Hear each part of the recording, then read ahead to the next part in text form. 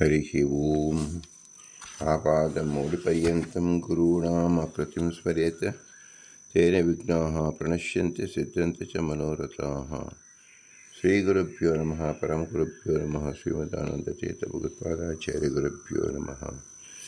मन्मनोऽभीष्टवरदं सर्वाभीष्टफलप्रदं पुरन्दरगुरुं वन्दे दासश्रेष्ठं दयानिधिं विद्याविनयसम्पन्नान् शान्तादिगुणब्रह्मितान् सशास्त्रप्रवचनासक्तान् निरमिनार्यान् गुरून् भजे। पृथ्वीमण्डलमध्यस्थाः पूर्णबोधमतानुगाः वैष्णवाः विष्णुहृदया तान् नमस्ते गुरुः। हरिः ಓಂ ಶ್ರೀಶಾಪಾಹಿ ಅನಂತಕೋಟಿ ಬ್ರಹ್ಮಾಂಡನಾಯಕ ಎಂಬುದು ಶ್ರೀ ಪುರಂದರದಾಸರು ರಚಿಸಿದ ಭವ್ಯ ಗ್ರಂಥ. ಶಾಸ್ತ್ರ ಪ್ರಮೇಯಗಳು 180 ಗಜ್ಜಮಾಲಿಗಳು. ನಾವು 82ರಿಂದ 92 ಗಜ್ಜವನ್ನು ನೋಡುತ್ತಿದ್ದೆವು. ಅಕ್ರೂರ ವರದ, ಅಂಬರೀಷ ವರದ, ನಾರದ ವರದ, ಪ್ರಹ್ಲಾದ ವರದ, ಗಜೇಂದ್ರ ವರದ, ಮುಚುಕುಂದ ವರದ, ಧ್ರುವ ವರದ, ವಿಭೀಷಣ ವರದ, ಪುಂಡರೀಕ ವರದ ಮತ್ತು ಪರಾಶರ ವರದ ಎಂಬುದೇ 10 ಜನ ವರದರು. 10 ಎಂಬುದು ಅನಂತ ಸಂಖ್ಯೆಯಾದ್ದರಿಂದ ಇದು ಜೀವಗಣ ಹರೇರನುಚರಾಹ ನಿಚ್ಚೋಚ ಭಾವಂ ಗತಃ ಎಂಬುದನ್ನು ಜೀವ ಪ್ರಕರಣವನ್ನು ಇಲ್ಲಿ ಪುರಂದರದಾಸರು ನಮಗೆ ತಿಳಿಸುತ್ತಿದ್ದಾರೆ. ಜೀವ ಪ್ರಕರಣ ಎಂದಾಗ ತಾರತಮ್ಯ ಎಂಬತಕ್ಕಂಥದ್ದು ಕೇವಲ ಅವಶ್ಯಕ ಮೋಕ್ಷದ ಜೀವರಿಗೆ. ಹೇಗೆ ತಾರತಮ್ಯ ಅವಶ್ಯಕವೋ ತಾರತಮ್ಯಕ್ಕೆ ಮೂಲಭೂತವಾದದ್ದು ಜೀವನ ಕರ್ತೃತ್ವ. ಯಾರು ಅವರವರ ಕರ್ತೃತ್ವವನ್ನು ಸರಿಯಾಗಿ ಅರ್ಥ ಮಾಡಿಕೊಳ್ಳುತ್ತಾರೋ ಆಗ ಅವರ ಯೋಗ್ಯತೆಯು ಸರಿಯಾಗಿ ಅರ್ಥವಾಗುತ್ತದೆ ಎಂದೇ ಅರ್ಥ.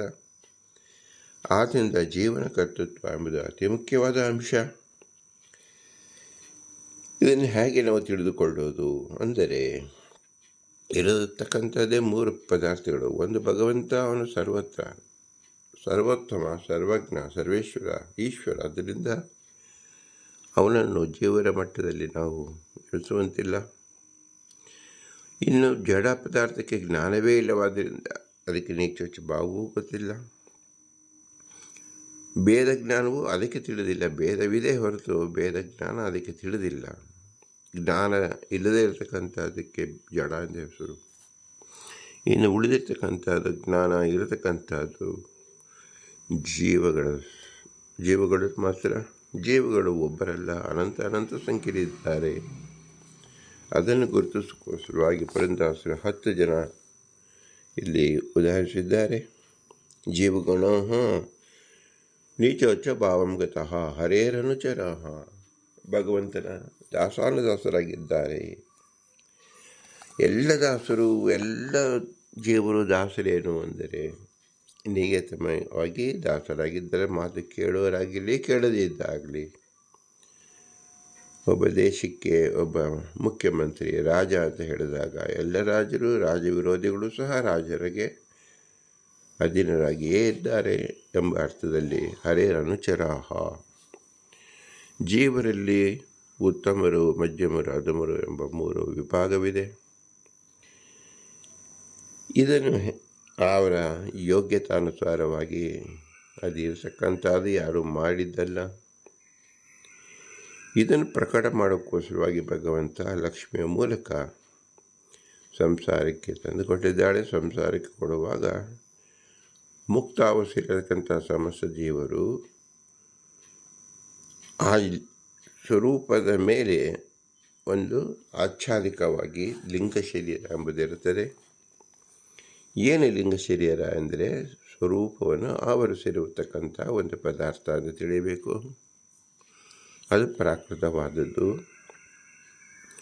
ಅದು ಲಕ್ಷ್ಮಿಯ ಅಭಿಮಾನ್ಯವಾದದ್ದು. ಮತ್ತು ಈ ಪ್ರಕೃತಿಯಿಂದ ಮುಂಟಾದ ಯಾವ ಲಿಂಗ ಶರೀರ ನಾವು ಸಾಧಾರಣಕ್ಕೆ ತಿಳಿಯುವಂತೆ ಆದರೆ ಒಂದು ಚೀಲ ಎಂದು ಹೇಳಿದರೆ ಆ ಚೀಲಕ್ಕೆ ಕೆಳಗಡೆ ಮತ್ತು ಮೇಲೆ ಬೇರೆ ಪದಾರ್ಥವನ್ನು ಬೇರೆ ದಾರದಿಂದ ಸುತ್ತಿರುವಂತೆ, ಬಂಧಿಸಿರುವಂತೆ 2 ಬಂಧನಗಳು ನಮಗೆ, ಒಂದು ಜೀವಾಚ್ಛಾದಿಕ ಮತ್ತು ಇನ್ನೊಂದು ಪರಮಾಚ್ಛಾದಿಕ. ಪರಮಾಚ್ಛಾದಿಕ ಎಂಬುದು ತಳದಲ್ಲಿ ಕಟ್ಟಿರತಕ್ಕಂಥ ದಾರದಂತೆ ಎಂದು ನಾವು ತಿಳ್ಕೊಂಡರೆ, ಮೇಲಿನ ಅಂತ ಕಟ್ಟಿರತಕ್ಕಂಥದ್ದು ಜೀವಾಚಾರಿಕ ಅಂದರೆ ನಮ್ಮ ಅರ್ಥ ಅನುಸಂಧಾನಕ್ಕೆ ತಿಳಿಯಬಹುದು. ಯಾಕಂದರೆ ಇದು ಯಾವುದು ಜೀವನಿಗೆ ಸಂಬಂಧಿಸಿದ್ದಲ್ಲ. ಜೀವನ ಹೊರಮೈಮೇನ ಮೇಲೆ ಆವರಣವಾಗಿರ್ತಕ್ಕಂಥದ್ದು ಲಿಂಗ ಶರೀರವಾಗಲಿ, ಜೀವ ಆಚ್ಛಾದಿಕವಾದ ಪರಿಯಾಗಿರಲಿ ಅಥವಾ ಪರಮಾಚ್ಛಾದಿಕವಾಗಲಿ ಜೀವನ ಸ್ವರೂಪಕ್ಕೆ ಸಂಬಂಧಿಸಿದ್ದಲ್ಲ. ಇದು ಕೇವಲ ಆವರಣ ರೂಪ. ಅಟ್ಯಾಚ್ಮೆಂಟ್ ಅಂದರೆ ನಾವು ಹೇಗೆ ಹೇಳ್ತೀವಿ ಹಾಗೆ ಈ ಅಟ್ಯಾಚ್ಮೆಂಟ್ ಅನ್ನೋದು ಸ್ವಾಭಾವಿಕವಾದುದಲ್ಲ. ಹಾಗಾದರೆ ಈ ಅಸ್ವಾಭಾವಿಕವಾದದ್ದು ಏತಕ್ಕಾಗಿದೆ ಅಂದರೆ ಪ್ರತಿಯೊಬ್ಬ ಜೀವರು ತಮ್ಮ ಅಸ್ವಾತಂತ್ರ್ಯವನ್ನು ಅರಿತು ತಮ್ಮ ಕರ್ತೃತ್ವವನ್ನು ತಿಳಿದು ಸಾಧನೆ ಎಲ್ಲಿಯ ತನಕ ಮಾಡುವುದಿಲ್ಲವೋ ಅಲ್ಲಿಯ ತನಕವೂ ಲಿಂಗ ಶರೀರ, ಅದರ ಕೆಳಗೆ ಪರಮಾಚಾರಿಕ ಎಂಬ ಸೂತ್ರ, ಮೇಲೆ ಅದನ್ನು ಬಂಧಿಸೋಕ್ಕೆ ಜೀವಾಚಾರಿಕ ಎಂಬ ಸೂತ್ರ ಇದರಿಂದ ಬಂಧಿತವಾಗಿರುತ್ತದೆ. ನಾವು ಇದನ್ನು ಹೇಗೆ ತಿಳಿಯುವುದು ಅಂದರೆ ಜೀವನದಲ್ಲಿ ಸಂಸಾರ ವ್ಯವಸ್ಥೆಯಲ್ಲಿ ನಾವು ನೋಡುವಾಗ ಪ್ರತಿಯೊಬ್ಬರೂ ಅನ್ನದ ದಿನದಲ್ಲಿದ್ದಾರೆ. ಅನ್ನ ಸೃಷ್ಟಿಯಾದಾಗ ಅನ್ನದ ಮೇಲೆ ಭತ್ತದ ಹೊಟ್ಟು ಹೇಗಿದೆಯೋ ಹಾಗೆ ಲಿಂಗ ಶರೀರ ಅನ್ನೋದನ್ನು ತಿಳಿಯಬೇಕು. ಅನ್ನದ ತುದಿ ಭಾಗದಲ್ಲಿ ಮತ್ತು ಕೆಳಗಿನ ಭಾಗದಲ್ಲಿ ಇರತಕ್ಕಂಥ ಗಂಟುಗಳೇನಿದೆ ಅದೇ ಪರಮಾಚಾರಿಕ ಮತ್ತು ಜೀವಾಚಾರಿಕ ಅಂತ ತಿಳಿಯಬೇಕು. ಹೀಗೆ ನಾವು ತಿಳಿದಾಗ ಆ ಅಕ್ಕಿ ಕಾಳಿಗೆ ಈ ಹೊಟ್ಟು ಎಂಬತಕ್ಕಂಥದ್ದು ಕೇವಲ ಆವರಣ ರೂಪವಾಗಿದೆಯೇ ಹೊರತು ಅಕ್ಕಿಯನ್ನು ಹೊಂದಿಕೊಂಡಿಲ್ಲ. ಅಂದರೇನು, ಅದನ್ನು ಭಾಗವಾಗಿಯೂ ಇಲ್ಲ. ಆದ್ದರಿಂದಲೇ ನಾವು ಹೊಟ್ಟು ಬೇರೆ ಅಕ್ಕಿ ಬೇರೆ ಎಂದು ಮಾಡಬಹುದು. ಅಕ್ಕಿ ಬೇರೆ ಮಾಡಿ ಅದನ್ನು ಪಚನ ಮಾಡಿ ಬೇಯಿಸಿ ಅದನ್ನು ಭೋಜ್ಯವಾಗಿ ನಾವು ಊಟ ಮಾಡುತ್ತೇವೆ. ಇದನ್ನು ಆಧ್ಯಾತ್ಮಿಕವಾಗಿ ಚಿಂತಿಸುವಾಗ ಜೀವನ ಸ್ವರೂಪ ಎಂಬುದೇ ಅಕ್ಕಿ ಕಾಡು ಎಂದು ನಾವು ತಿಳಿದುಕೊಂಡು ಅದನ್ನು ಬೇಯಿಸುವುದು, ನೆನೆಸುವುದು ಅಂದರೆ ಅದೇ ಸಾಧನ. ಅದು ಭೋಗ್ಯವಾಗಿ ಮಾಡಿಕೊಳ್ಳೋದು ಅಂದರೆ ನಾವು ಉತ್ತಮರಿಗೆ ನಾವು ಅನ್ನವಾಗಬೇಕು, ಅಂದರೆ ನಮ್ಮನ್ನು ನಾವು ಸಮರ್ಪಿಸಿಕೊಳ್ಳಬೇಕು. ಇದಕ್ಕೆ ಮೋಕ್ಷ ಎಂದ ಹೆಸರು. ನಾವು ನಮಗಿನ್ನ ನಮ್ಮ ಉತ್ತಮರಲ್ಲಿ ಸಮರ್ಪಿಸಿಕೊಂಡಾಗ ಅತಿ ಕ್ಷೇಮವಾಗಿರುತ್ತೇವೆ. ಉದಾಹರಣೆಗೆ ತಂದೆ ತಾಯಿಗಳ ಜೊತೆಯಲ್ಲಿ ಮಕ್ಕಳಿದ್ದಾಗ ಮಕ್ಕಳಿಗೆ ಯಾವ ಯೋಚನೆ ಇಲ್ಲದೆ ಎಲ್ಲಿಗೆ ಆಗದೆ ಹೋಗಿ ಬರುತ್ತಾರೆ. ಅದರಂತೆ ನಮ್ಮ ಹಿರಿಯರಾದ ಗುರುಗಳಲ್ಲಿ ನಾವು ರಕ್ಷಣೆಯನ್ನು ಪಡೆಯುವಂತೆ ಮೋಕ್ಷದಲ್ಲಿಯೂ ಸಹ ನಮಗೆ ಉತ್ತಮರಾದ ಜೀವರಲ್ಲಿ ನಾವು ಆಶ್ರಯವನ್ನು ಪಡೆಯಬೇಕು ಎಂದರ್ಥ. ಇದನ್ನು ಸಾಧನೆ ಎಂದು ಹೆಸರು. ಈ ಸಾಧನೆಗೆ ಅಕ್ಕಿ ಎಂಬತಕ್ಕಂಥದ್ದು ಹೇಗೆ ಬೇಯುವುದೋ ಅಂದರೆ ಅದಕ್ಕೆ ಪತನವಾಗುವುದು. ಮಥನದಿಂದ ಅಕ್ಕಿ ಅನ್ನೋದು ರಸಪದಾರ್ಥವಾಗಿ ಉದ್ಭೂತವಾಗುತ್ತದೆ, ಅಂದರೆ ಪರಿಣಾಮವಾಗುತ್ತದೆ. ಅಂದರೆ ಪರಿಣಾಮಕಾರಿಯಾಗಿರ್ತಕ್ಕಂಥದ್ದು ಜೀವನ ಸ್ವರೂಪವಲ್ಲ. ಜೀವನ ಸ್ವರೂಪದಲ್ಲಿರ್ತಕ್ಕಂಥ ಅನಾದಿಯಾದ ವೈರೂಪಿಕೆ, ಪ್ರಮಿತಿ ಮತ್ತು ಪ್ರವೃತ್ತಿ ಎಂಬುದು ಉದ್ಬೋಧಕವಾಗುತ್ತದೆ ಎಂದು ಹೆಸರು. ಎಲ್ಲವೂ ಸ್ವರೂಪದಲ್ಲಿರತಕ್ಕಂಥದ್ದೇ ಅದು ಉದ್ಬೋಧಕವಾಗುತ್ತದೆ. ಉದ್ಬೋಧಕವಾಗಲು ಅದಕ್ಕೆ ಪ್ರಯತ್ನ ಮಾಡಲು ಸಹಾಯಕವಾದದ್ದು ಈ ಎರಡು ಆಚಾರಿಕಗಳು, ಅದೇ ಜೀವಾಚಾರಿಕ ಮತ್ತು ಪರಮಾಚಾರಿಕ. ಹೇಗೆ ನಾವು ಅಕ್ಕಿಯನ್ನು ತೆಗೆದಾಗ ಮೊಟ್ಟ ಮೊದಲು ಮೇಲಿನ ಗಂಟು ಬಿಚ್ಚಿರುತ್ತೇವೆಯೋ ಹಾಗೆ ಜೀವಾಚಾರಿಕವನ್ನು ಬಿಡಿಸಿಕೊಳ್ಳುವುದು, ಮತ್ತು ಕೆಳಗಿನ ಗಂಟು ಬಿಚ್ಚಿದಾಗ ಅಕ್ಕಿ ಪೂರ್ತಿಯಾಗುತ್ತೋ ಹಾಗೆ ಭಗವಂತ ತನ್ನ ಪರಮಾಚಾರಿಕವನ್ನು ದೂರ ಸರಿಸುತ್ತಾನೆ ಎಂಬುದು ಇದೆರಡು ಅವಿದ್ಯಾರೂಪಕವಾದದ್ದು. ಜೀವನಿಗೆ ಸ್ವರೂಪದ ಸಂಬಂಧ ಇಲ್ಲದೇ ಇರತಕ್ಕಂಥದ್ದು. ಇದರಿಂದ ಬಿಡುಗಡೆ ಹೊಂದುವುದೇ ಸಾಧನೆ, ಅದೇ ಮೋಕ್ಷ. ಇದನ್ನು ನಾವು ಚೆನ್ನಾಗಿ ತಿಳಿಯೋಕ್ಕೋಸ್ಕರವಾಗಿ ಹೇಗೆ ಪ್ರತಿಯೊಬ್ಬ ಜೀವರು ಭಗವಂತನ ಅಧೀನದಲ್ಲಿದ್ದಾರೆ. ಭಗವಂತ ಇದಕ್ಕೋಸ್ಕರವಾಗಿ ಹೇಗೆ ತನ್ನ ಶಕ್ತಿಯನ್ನೇ ಜೀವರಿಗೆ ಕೊಟ್ಟಿದ್ದಾನೆ ಎಂಬುದನ್ನು ಇಂದಿನ ವಿಷಯ. ಸರ್ವವಸ್ತುಷು ಯಾ ಶಕ್ತಿ ಸ ಮದೀಯ ಏವ ನಾಣ್ಯತಾ ಮಯ್ಯೇವ ದತ್ತ ಸ್ವಾತಂತ್ರ್ಯಂ ಜೀವೇಭ್ಯ ಸರ್ವಕರ್ಮಸು ತಾವನ್ಮಾತ್ರೇಣ ಸ್ವಮುಗ್ಧಃ ಸ್ವಾತಂತ್ರ್ಯಂ ಮನ್ಯತೆ ನಿಜಂ ಸ್ವಾತಂತ್ರ್ಯ ಅಪಹೃತೆ ಪಶ್ಚಾತ್ ಜಾನಂತಿ ಪರತಂತ್ರತಾಂ. ಈ ಪ್ರಪಂಚದಲ್ಲಿ ಯಾವ ಯಾವ ವಸ್ತುಗಳಿದೆಯೋ ಅವುಗಳಲ್ಲಿ ಯಾವ ಯಾವ ಶಕ್ತಿ ಇದೆಯೋ ಅದೆಲ್ಲವೂ ನನ್ನದು ಮತ್ತು ನನ್ನ ಅಧೀನವಾದುದು. ಎಲ್ಲಿಯೂ ಈ ನಿಯಮಕ್ಕೆ ವ್ಯತ್ಯಾಸ ಬರುವುದಿಲ್ಲ. ನನ್ನ ಶಕ್ತಿ ಇಲ್ಲದೆ ನನಗೆ ಅಧೀನವಲ್ಲದ ಯಾವ ವಸ್ತುವು ಪ್ರಪಂಚದಲ್ಲಿ ಇಲ್ಲ. ಬ್ರಹ್ಮಾಂಡದಲ್ಲಿ ಸೃಷ್ಟಿಗೆ ಬಂದಿರುವ ದೇಹಧಾರಿಗಳಾದ ಯಾವ್ಯಾವ ಜೀವಾತ್ಮರು ಎಷ್ಟೆಷ್ಟು ಸಂಖ್ಯೆಯಲ್ಲಿದ್ದಾರೋ ಅವರು ಸಣ್ಣ ಪುಟ್ಟ ಅಥವಾ ಅತೀ ದೊಡ್ಡ ಯಾವ ಯಾವ ಕಾರ್ಯವನ್ನು ಮಾಡುತ್ತಾರೋ ಅವುಗಳನ್ನು ಮಾಡುವ ಸ್ವಾತಂತ್ರ್ಯವು ನಾನೇ ಆ ಜೀವಾತ್ಮರಿಗೆ ಅನುಗ್ರಹಿಸಿದ್ದೇನೆ. ನಾನು ಸಮಸ್ತ ಜೀವರಿಗೂ ಸ್ವಾತಂತ್ರ್ಯವನ್ನು ಅನುಗ್ರಹಿಸದಿದ್ದರೆ ಯಾವ ಜೀವಾತ್ಮರು ಯಾವ ಕಾರ್ಯವನ್ನು ಮಾಡಲಾರರು. ಆದರೆ ಜೀವಾತ್ಮನು ನಾನು ತಿಳಿದು ಆಲೋಚಿಸಿ ಬಯಸಿ ಪ್ರಯತ್ನಿಸಿ ಈ ಕಾರ್ಯವನ್ನು ಮಾಡುತ್ತೇನೆ ಎಂಬ ಪ್ರತ್ಯನುಸಂಧಾನವು ತನಗೆ ಇರುವ ಮಾತ್ರದಿಂದ ಸಮೋಹಕ್ಕೆ ಒಳಗಾಗಿ ಈ ಸ್ವಾತಂತ್ರ್ಯವು ನನ್ನದು, ಇದನ್ನು ನನ್ನಿಂದ ಯಾರು ಕಸಿದುಕೊಳ್ಳಲಾರರು ಎಂದು ಭ್ರಾಂತಿಗೊಳಗಾಗುತ್ತಾನೆ. ತನ್ನ ಸ್ವಾತಂತ್ರ್ಯವು ಪರಮಾತ್ಮನಿಗೆ ಅಧೀನವಾದುದು ಎಂಬ ಅರಿವು ಜೀವನಿಗೆ ಇರುವುದಿಲ್ಲ. ಆದರೆ ಯಾವಾಗ ಜೀವರು ಮಾಡುವ ಕಾರ್ಯಕ್ಕೆ ವಿಘ್ನವು ಬಂದು ಅದು ನಿಂತು ಹೋಗುತ್ತೋ ಅಥವಾ ಸಂಪೂರ್ಣವಾದ ಪ್ರಯತ್ನವನ್ನು ಮಾಡಿದರೂ ಕಾರ್ಯವನ್ನು ಮಾಡಿ ಮುಗಿಸಿದರೂ ಫಲಪ್ರಾಪ್ತಿಯಾಗುವುದಿಲ್ಲವೋ ಆಗ ನಾನು ಪರತಂತ್ರನು, ಇನ್ನೊಬ್ಬರ ಅಧೀನತೆಯಲ್ಲಿಯೇ ಕೆಲಸ ಮಾಡುತ್ತಿದ್ದೇನೆ. ನನಗೆ ಪ್ರವರ್ತಕನಾದ ಅಚಿಂತ್ಯಾದ್ಭುತ ಶಕ್ತಿಯುಳ್ಳ ಮಹಿಳೆಯನೊಬ್ಬನಿದ್ದಾನೆ ಎಂದು ಅರಿಯುತ್ತಾನೆ. ಇದು ಲೋಕದಲ್ಲಿ ಎಲ್ಲರಿಗೂ ಇರತಕ್ಕಂಥ ಅನುಭವ. ಬ್ರಹ್ಮದೇವರು ನಮಗೋಸ್ಕರವಾಗಿ ಕೇಳಿಕೊಳ್ಳುತ್ತಾರೆ. ಬ್ರಹ್ಮೋವಾಚ ಯದಿ ತ್ವಂ ಸರ್ವಜೀವಾರಂ ಕರ್ಮ ಕಾರ್ಯಸೆ ಅಚ್ಯುತ ಕಥಂ ತರ್ಯ ಫಲಂ ತೇಷಂ ಜಾಯತೆ ತದ್ವದಸ್ಯ ಮೇ. ಬ್ರಹ್ಮದೇವರು ಹೇಳ್ತಾರೆ, ದೇಶದ ಕಾಲದ ಗುಣತಃ ಚ್ಯುತಿ ಇಲ್ಲದಿರುವ ಪರಮಾತ್ಮನೇ, ನನ್ನ ಗುರುವಾದ ಹಯಗ್ರೀವ ದೇವನೇ, ನೀನೇ ಸಮಸ್ತ ಜೀವರಿಗೂ ಸಂಬಂಧಪಟ್ಟಿರುವ ಕರ್ಮ ಸಮೂಹವನ್ನು ಮಾಡಿಸುತ್ತಿರುವೆಯಾದರೆ ಕರ್ಮಗಳಿಗೆ ಮುಖ್ಯಕರ್ತರು ನೀನೇ ಆದ ಹಾಗಾಯಿತು. ಜೀವರು ಗೌಣಕರ್ತರು. ಹೀಗಿರುವಾಗ ಲೋಕದಲ್ಲಿ ಅಡಿಗೆಯಿಂದಾದ ಭೋಜನ ರೂಪವಾದ ಮುಖ್ಯ ಫಲವು ಉತ್ತಮವಾದ ತೃಪ್ತಿಯು ಮಾಡಿಸುವವನಿಗೆ ಹೊರತು ಅಡಿಗೆ ಮಾಡುವವನಿಗೆ ಅಲ್ಲ. ಅವನಿಗೆ ವೇತನ ಪ್ರಾಪ್ತಿಯೇ ಮುಖ್ಯ ಫಲವಾಗಿರುತ್ತದೆ. ಹಾಗೆ ಮನೆ ಕಟ್ಟುವವನಿಗೆ ಮನೆಯ ಭೋಗವಿಲ್ಲ, ಕಟ್ಟಿಸುವವನಿಗೆ ಇರುತ್ತದೆ. ಅದರಂತೆ ಕರ್ಮ ಮಾಡುವ ಜೀವರಿಗೆ ಕರ್ಮ ಫಲವಾದ ಸುಖದಕ್ಕೂ ಸಿಗದೆ ಹೋಗಬೇಕಾಗುತ್ತದೆ. ಕರ್ಮವನ್ನು ಮಾಡಿಸತಕ್ಕ ನೀನು ಕರ್ಮಲೇಪವಿಲ್ಲವನಾದ್ದರಿಂದ ನಿನಗೂ ಕರ್ಮಫಲ ಉಂಟಾಗುವಂತಿಲ್ಲ, ಮತ್ತಾರಿಗೂ ಈ ಕರ್ಮಫಲ. ಹೀಗಾದರೆ ಕರ್ಮಗಳ ಫಲವು ಜೀವರಿಗೆ ಸಿಗುವ ಬಗೆ ಹೇಗೆ ಎಂದು ಬ್ರಹ್ಮದೇವರು ಹಯಗ್ರೀವ ದೇವರನ್ನು ಕೇಳಿದರು.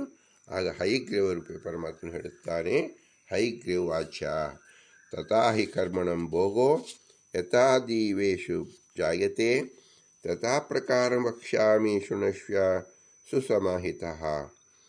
ಸ್ವಾತಂತ್ರ್ಯಂ ಯೋ ಮಮ ಗುಣಃ ತಂ ಭಕ್ತೇಷು ಯಥಾಕ್ರಮಂ ದತ್ತೇಂದ್ರಿಯಗಣಾಧೀಶಂ ಭವದಾದೀನ್ ಕರೋಮ್ಯಹಂ ತಥಾಪಿ ಕಲಿಮುಖ್ಯಾನಂ ದತ್ವಾ ಕಿಂಚಿತ್ ಸ್ವತಂತ್ರತಾಂ ಬುದ್ಧಾದೀಶು ವಿನಿಯೋಜ್ಯೇವ ನಾನಾ ಜೀವನ್ ಸೃಜಾಮ್ಯಹಂ ಜೀವೋಪಿ ಕಿಂಚಿತ್ ಸ್ವಾತಂತ್ರ್ಯಂ ಮಧ್ಯತ್ರಂ ಅನುತಿಷ್ಠತಿ ಯೇನಾಯಂ ಭಕ್ಷ್ಯತಿ ಇತ್ಯನ್ನಂ ದೇಹಚೇಷ್ಟಾ ಪರ ಕರೋತಿ ಯಾವತ್ ಸ್ವಾತಂತ್ರ್ಯಂ ಸ್ವಾತಂತ್ರ್ಯೇ ಅಪಹೃತೆ ಮಯಾ ನ ಕಿಂಚಿತ್ ಭಕ್ಷ್ಯತೆ ಕರ್ತುಂ ತಥೋ ವೇತಿ ಪರಾತ್ಮತಾಂ. ಹಯಗ್ರೀವ ದೇವರು ಬ್ರಹ್ಮದೇವನ ಕುರಿತು ಹೇಳಿದ ಮಾತು, ಬ್ರಹ್ಮನೇ, ನೀನು ಹೇಳಿದ್ದು ಸರಿ, ಕರ್ಮಗಳನ್ನು ಮಾಡಿಸುವ ನಾನೇ. ಆದರೆ ಕರ್ಮಗಳ ಫಲವು ಜೀವರಿಗೆ ಬರಬೇಕಾಗಿದೆ. ಅದು ಹೇಗೆ ಎಂಬ ವಿಷಯವನ್ನು ಹೇಳುತ್ತೇನೆ ಕೇಳು. ನೀನು ಅತ್ಯಂತ ಸಮಾಧಾನ ಚಿತ್ತವಾಗಿ ಕೇಳು. ಸಮಸ್ತ ವ್ಯಾಪಾರಗಳಲ್ಲಿಯೂ ಸ್ವಾತಂತ್ರ್ಯವು ನನ್ನ ಗುಣವಾಗಿದೆ. ಆ ಸ್ವಾತಂತ್ರ್ಯ ಸದೃಶ್ಯವಾದ ಸಮಸ್ತ ಜೀವರಿಗೂ ಬೇಕಾಗುವ ಸ್ವಾತಂತ್ರ್ಯವೆಂಬ ನನ್ನ ಅಧೀನವಾದ ಗುಣವನ್ನು ನನ್ನ ಭಕ್ತರಾದ ನೀನೇ ಮೊದಲಾದವರಲ್ಲಿ ಯಥಾಯೋಗ್ಯವಾಗಿ ಹಂಚಿ ನಿಮ್ಮನ್ನು ಇಂದ್ರಿಯ ಸಮೂಹ ಮೊದಲಾದವುಗಳಿಗೆ ನಿಯಾಮಕರನ್ನಾಗಿ ಮಾಡುತ್ತೇನೆ. ಹೀಗೆಯೇ ಕಲಿ ಮೊದಲಾದವರಿಗೂ ಅವರ ಸ್ವರೂಪ ಆಗಿರುವ ಸ್ವತಂತ್ರತೆಯನ್ನು ಕೊಟ್ಟು ಅವರನ್ನು ಜೀವರ ಬುದ್ಧಿ, ಇಂದ್ರಿಯ ಬುದ್ಧಿ ಮುಂತಾದವುಗಳನ್ನು ನಿಯೋಜಿಸಿ ನಾನಾ ಜೀವರಿಗೆ ದೇಹ ಪ್ರಾಪ್ತಿ ರೂಪವಾದ ಸೃಷ್ಟಿಯನ್ನು ನಾನು ಮಾಡುತ್ತೇನೆ. ಹೀಗೆ ನಾನಾ ವಿಧವಾದ ಜೀವರಿಗೂ ನಾನು ಸ್ವಲ್ಪವಾದ ಸ್ವಾತಂತ್ರ್ಯ ಕೊಟ್ಟಿರುತ್ತೇನೆ. ಆ ಸ್ವಾತಂತ್ರ್ಯವನ್ನು ಜೀವನು ತನ್ನದೆಂದೇ ಭ್ರಮಿಸಿಕೊಂಡು ಭೋಜನ, ಗಮನ, ಶಯನ ಮೊದಲಾದ ಕ್ರಿಯೆಗಳನ್ನು ನಾನಾ ವಿಧ ವಸ್ತುಗಳ ಆರ್ಜನ ಮುಂತಾದ ಬಾಹ್ಯ ವ್ಯಾಪಾರ ಮಾಡುತ್ತಾನೆ. ಕಣ್ಣು ರೆಪ್ಪೆಗಳನ್ನು ಬಡಿಯುವುದು, ಕೈಕಾಲುಗಳನ್ನು ನಾನಾ ರೀತಿಯ ವ್ಯಾಪಾರಗಳಾಗಿ ಚಲನೆ ಮಾಡಿಸುವುದು, ಕಣ್ಣು ಮೊದಲಾದ ಜ್ಞಾನ ಇಂದ್ರಿಯಗಳಿಂದ ದರ್ಶನ ಮೊದಲಾದ ಕಾರ್ಯಗಳನ್ನು ಮಾಡಿಸುವುದು ಇತ್ಯಾದಿ ವ್ಯಾಪಾರಗಳಲ್ಲಿ ಪ್ರವೃತ್ತನಾಗುತ್ತಾನೆ. ನಾನು ಕೊಟ್ಟಿರುವಷ್ಟೇ ಸ್ವಾತಂತ್ರ್ಯದಿಂದ ಈ ವ್ಯಾಪಾರಗಳನ್ನು ಮಾಡುತ್ತಿರುವ ಜೀವನಿಗೆ ಯಾವಾಗ ಈ ಕಾರ್ಯಗಳೆಲ್ಲವನ್ನು ನನ್ನದೇ ಆದ ಸ್ವಾತಂತ್ರ್ಯ ಗುಣದಿಂದ ನಾನು ಮಾಡುತ್ತೇನೆ, ನನ್ನ ಸ್ವಾತಂತ್ರ್ಯ ಗುಣವು ಇನ್ನೊಬ್ಬರಿಗೆ ಅಧೀನವಲ್ಲ ಎಂಬ ಜ್ಞಾನ ಬರುತ್ತದೆಯೋ ಆಗ ನಾನು ಅವನ ಸ್ವಾತಂತ್ರ್ಯವನ್ನು ಅಪಹರಿಸುತ್ತೇನೆ. ಆಗ ಜೀವನು ಯಾವ ಅತ್ಯಲ್ಪ ವ್ಯಾಪಾರವನ್ನು ಮಾಡಲಾರದವನಾಗುತ್ತಾನೆ. ಆಗ ಸಜ್ಜೀವನಿಗೆ ನಾನು ಪರಾಧೀನನು, ನನ್ನ ಸ್ವಾತಂತ್ರ್ಯವು ಪರಾಧೀನವಾದುದು, ನಾನು ಅಧೀನನಲ್ಲ, ನನ್ನ ಅಧೀನನಲ್ಲ ಎಂಬ ಬುದ್ಧಿ ಹುಟ್ಟುತ್ತದೆ. ವಿಶೇಷವಾಗಿ ಸಾತ್ವಿಕವಾದ ಮೋಕ್ಷ ಯೋಗ್ಯ ಜೀವರಿಗೆ ಮಾತ್ರ ಈ ಜ್ಞಾನ ಉಂಟಾಗುತ್ತದೆ ಎಂದು ತಿಳಿಯಬೇಕು.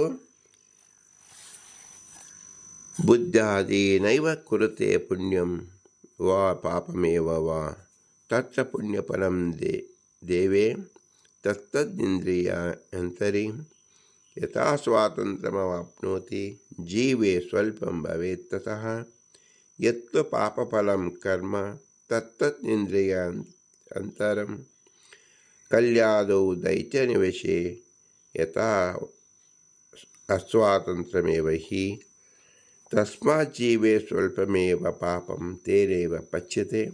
ಏವಂ ಪುಣ್ಯಫಲಂ ಸ್ವಲ್ಪಂ ಅಧಿಕಂ ದೇವತಾಗಣೆ ಸ್ವಲ್ಪಾದೇವ ಸುಖಪ್ರಾಪ್ತಿ ಸ್ವಲ್ಪ ದುಃಖಾಚ್ಛ ಪೀಡನಂ. ಸಮಸ್ತ ಜೀವರು ತಮ್ಮ ತಮ್ಮ ಬುದ್ಧಿ, ಮನಸ್ಸು, ಇಂದ್ರಿಯಗಳಿಂದಲೇ ಪುಣ್ಯ ಅಥವಾ ಪಾಪ ಮಾಡುತ್ತಾರೆ. ಆ ಪುಣ್ಯ ಪಾಪಗಳೆರಡರಲ್ಲಿ ಪುಣ್ಯಫಲವು ಆಯಾ ಇಂದ್ರಿಯಗಳಿಗೆ ನಿಯಾಮಕರಾದ ದೇವತೆಗಳಿಗೆ ಹೆಚ್ಚಿನ ಭಾಗವನ್ನು ಹೋಗುತ್ತದೆ. ಆಯಾ ದೇವತೆಗಳಲ್ಲಿರುವ ಸ್ವಾತಂತ್ರ್ಯದ ಅಂಶಗಳಿಗೆ ಅನುಗುಣವಾಗಿ ಆಯಾ ದೇವತೆಗಳಿಗೆ ಜೀವರು ಮಾಡುವ ಪುಣ್ಯಕರ್ಮಗಳ ಫಲವು ಹೋಗುತ್ತದೆ. ಜೀವನಲ್ಲಿರುವ ಅತ್ಯಲ್ಪವಾದ ಸ್ವಾತಂತ್ರ್ಯದ ಅಂಶಕ್ಕೆ ಅನುಗುಣವಾಗಿ ಜೀವನಿಗೂ ಕರ್ಮದ ಫಲಲೇಶವು ಅವನಿಗೆ ಯೋಗ್ಯವಾದಷ್ಟು ಭಾಗವು ಸಿಗುತ್ತದೆ. ಇನ್ನು ಯಜ್ಞಕರ್ಮದ ಫಲವಾದ ಪಾಪವು ಜೀವರ ಆಯಾ ಇಂದ್ರಿಯಗಳಿಗೆ ನಿಯಾಮಕರಾದ ಕಲ್ಯಾದ ದೈತ್ಯರಿಗೆ ಹೋಗುತ್ತದೆ. ಆಯಾ ದೈತ್ಯ ಜೀವರಿಗೆ ನಾನು ಕೊಟ್ಟಿರುವ ಸ್ವಾತಂತ್ರ್ಯಕ್ಕೆ ಅನುಗುಣವಾಗಿ ಜೀವರು ಮಾಡಿದ ಪಾಪ ಕರ್ಮಗಳ ಫಲವು ಹೋಗುತ್ತದೆ. ಅಲ್ಪ ಶಕ್ತಿವಂತನಾದ ಜೀವನಿಗೆ ಎಷ್ಟು ಅನುಭವಿಸಲು ಸಾಧ್ಯವೋ ಅಷ್ಟೇ ಪಾಪವು ಪ್ರಾಪ್ತವಾಗುತ್ತದೆ. ತನಗೆ ಯೋಗ್ಯವಾದ ಅಷ್ಟೇ ಅಂಶದಲ್ಲಿರುವ ದುಷ್ಟಕರ್ಮದ ಫಲದಿಂದ ಜೀವನು ತಾನು ಕರ್ಮಭೋಗದ ಪರಿಪಾಕವನ್ನು ಹೊಂದಿ ಸಂಸಾರದಲ್ಲಿ ಹಣ್ಣಾಗುತ್ತಾನೆ. ಹೀಗೆ ಪುಣ್ಯದ ಫಲವು ಮುಕ್ತಿಯೋಗ್ಯ ಜೀವರಿಗೆ ಸ್ವಲ್ಪವೇ ಸಿಗುತ್ತದೆ. ಹೆಚ್ಚಿನ ಅಂಶವು ದೇವತಾ ಸಮೂಹಕ್ಕೆ ಸಿಗುತ್ತದೆ. ಸ್ವಲ್ಪವೇ ಪುಣ್ಯ ಫಲದಿಂದ ಜೀವನಿಗೆ ಯಥಾಯೋಗ್ಯವಾದ ಸುಖ ಪ್ರಾಪ್ತಿ ಉಂಟಾಗುತ್ತದೆ. ಹೀಗೆ ಸ್ವಲ್ಪವೇ ಪಾಪ ಫಲದಿಂದ ಜೀವನಿಗೆ ದುಃಖ ಪ್ರಾಪ್ತಿಯಾಗುತ್ತದೆ. ಪ್ರತಿಕೂಲ ವೇದನ ನೀಚಭಾವ ಎಂಬ ವಿಕಾರ ಉಂಟಾಗುತ್ತದೆ. ಬ್ರಹ್ಮಾಣಂ ಚ ತಥಾ ಪ್ರಾಣಂ ತಥಾನ್ಯಸ್ತ ದೇವತಾ ದೇಹೇ ನಿಯೋಜಯಾಂ ಚಕ್ರೆ ತಥಾ ಕಲ್ಯಾಧಿಕಾಸುರಾನ್.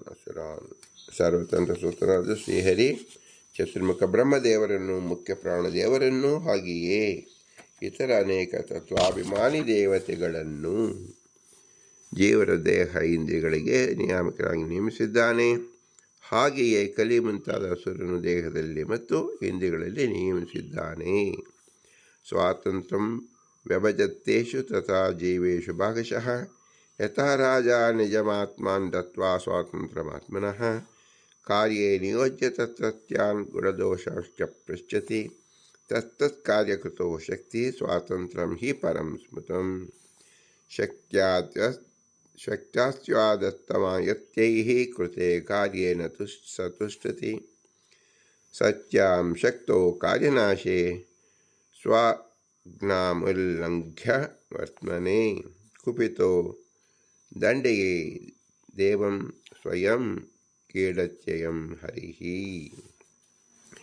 ಹಿಂದೆ ಹೇಳಿದ ಚತುರ್ಮುಖ ಬ್ರಹ್ಮ, ಮುಖ್ಯ ಪ್ರಾಣ, ಇತರ ತತ್ವಾಭಿಮಾನಿ ದೇವತೆಗಳು, ಕಲಿ ಮುಂತಾದ ಅಸುರರು ಇವನ್ನೆಲ್ಲ ಸ್ವಾತಂತ್ರ್ಯವನ್ನು ಶ್ರೀಹರಿ ವಿಭಾಗಿಸಿ ಇಟ್ಟಿದ್ದಾನೆ. ಹಾಗೆಯೇ ಇತರ ಎಲ್ಲ ಜೀವರಲ್ಲಿಯೂ ಸ್ವಾತಂತ್ರ್ಯವನ್ನು ಭಾಗಶಃ ಇಟ್ಟಿದ್ದಾನೆ, ವಿಭಾಗಿಸಿ ಅವರವರಿಗೆ ಕೊಟ್ಟಿದ್ದಾನೆ. ಲೋಕದಲ್ಲಿ ಒಬ್ಬ ರಾಜ ತನ್ನ ಮಂತ್ರಿಗಳಿಗೆ ತನ್ನ ಸ್ವಾತಂತ್ರ್ಯವನ್ನು ತನ್ನ ಸ್ವಾತಂತ್ರ್ಯದಂತಿರುವ ಅವರವರ ಸ್ವಾತಂತ್ರ್ಯ ಭಾಗವನ್ನು ಕೊಟ್ಟು ಅವರವರನ್ನು ಅವರವರ ಪ್ರತ್ಯೇಕವಾದ ಕಾರ್ಯಗಳಲ್ಲಿ ನೇಮಿಸುತ್ತಾನೆ. ಆಯಾ ಕಾರ್ಯಗಳಲ್ಲಿರುವ ಗುಣದೋಷವನ್ನು ಕೇಳುತ್ತಾನೆ. ನೀನು ನಿನಗೆ ಕೊಟ್ಟಿರುವ ಕಾರ್ಯವನ್ನು ಹೇಗೆ ಮಾಡುತ್ತೀ, ಯಾವ ರೀತಿ ಮಾಡಿರುವೆ, ಏನು ಅನುಕೂಲ ಏನು ಪ್ರತಿಕೂಲ ಇತ್ಯಾದಿಗಳನ್ನೆಲ್ಲ ತಾನೇ ಕೇಳಿ ಕಾರ್ಯವನ್ನು ಸರಿಯಾಗಿ ಮಾಡುವ ಕ್ರಮವನ್ನು ತನ್ನ ಮಂತ್ರಿ ಮುಂತಾದವರಿಗೆ ಸ್ವತಃ ಸ್ಮರಿಸುವಂತೆ ಮಾಡಿ ಅವರವರನ್ನು ಅವರವರ ಕಾರ್ಯದಲ್ಲಿ ಪ್ರೇರಿಸುತ್ತಾನೆ. ಅವರವರಿಗೆ ಅವರವರ ಕಾರ್ಯವನ್ನು ಮಾಡುವ ಸಾಮರ್ಥ್ಯವೇ ಅವರವರಲ್ಲಿರುವ ಉತ್ತಮವಾದ ಸ್ವಾತಂತ್ರ್ಯವೆಂದು ಹೇಳಲ್ಪಡುತ್ತದೆ. ರಾಜನು ತಾನು ದಯ ಪಾಲಿಸುವ ಸ್ವಾತಂತ್ರ್ಯದಿಂದ ಅಮಾತ್ಯಾದಿಗಳು ಸರಿಯಾಗಿ ಕಾರ್ಯವನ್ನು ಮಾಡಿದರೆ ಸಂತೋಷನಾಗುತ್ತಾನೆ. ಅವರಿಗೆ ವಿಶೇಷ ಅನುಕೂಲ ಮಾಡಿಕೊಡುತ್ತಾನೆ.